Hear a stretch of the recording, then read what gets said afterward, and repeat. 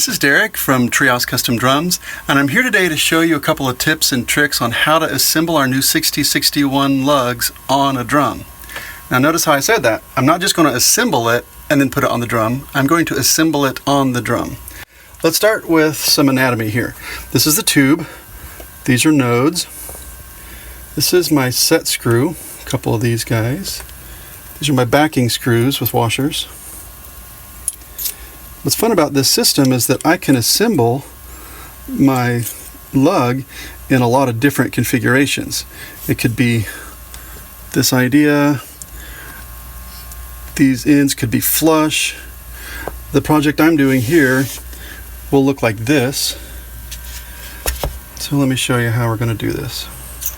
First of all, I've pre-measured where I want this setup to be, and I have taken a backing screw into this node and cranked it in tight to hold that tube against that node. Then this node is just kind of floating around. When I put it on the drum, this is loose. I'm going to drop that little set screw in just for convenience, just to where it's barely touching, back it off a little bit. Now this next tip isn't critical, but it's just an idea for consistency's sake that I like to do when I assemble these. I am taking the node that is locked upon the tube down, so I always know where I started. So this top node is loose. I'm going to approximately position it where it needs to live.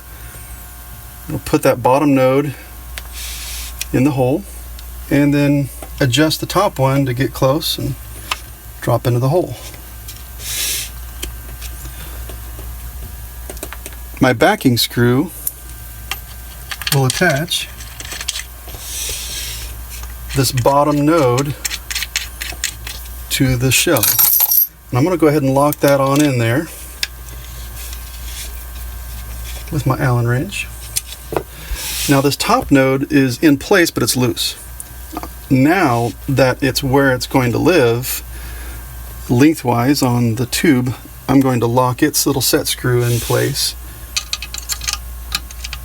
So if you hadn't caught this detail yet, what's neat about these nodes is that the one hole that's drilled here accepts this backing screw, this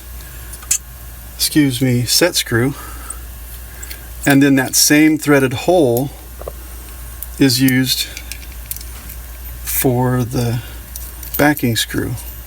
So here's what I've done over here is I've now locked this top node in place. There we go. The backing screw goes on. This way I'm getting the length of the entire lug exactly where I want it, but just right to fit on that drum. Let me show you another little tip of something that might come up.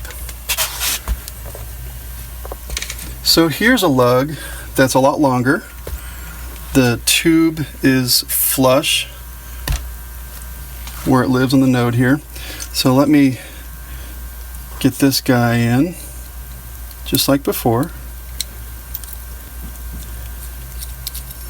My set screw here is going to lock this node and tube together flush right where I want it. Start up this next one. Just like before, prepare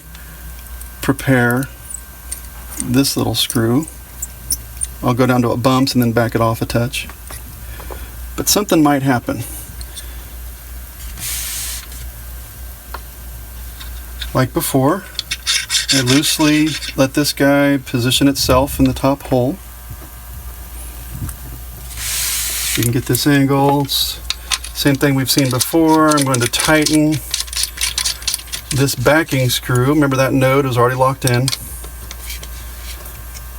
But now something happened. I'll show you. Look right here.